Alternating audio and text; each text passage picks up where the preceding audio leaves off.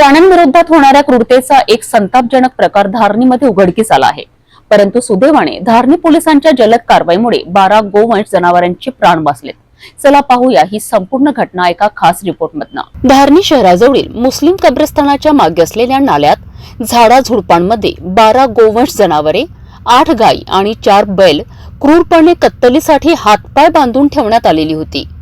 ना चारा ना पाणी, फक्त मृत्यूची वाट पाहत हे जनावरे तडफडत होती।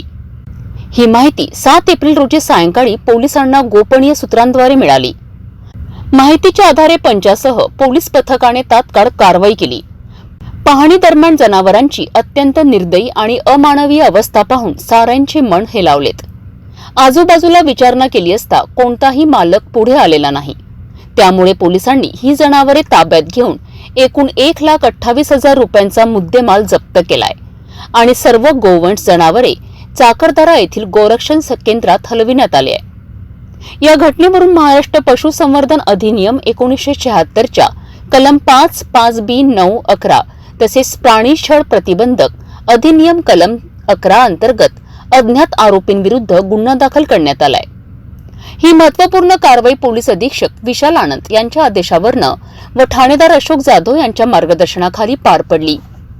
यामध्ये पोलीस उपनिरीक्षक सतीश झालटे, अनंत हंकारे, मोहित आकाशे, जगत तेलगोटे, साबुलाल दहीकर आणि सय्यद जावेद यांनी विशेष योगदान दिलेत। पशु हे मुख्य असले तरी त्यांचाही जीव मोलाचा आहे। धारणी पोलिसांनी दाखवलेली तत्परतेने हे जनावरे बचावले आहेत।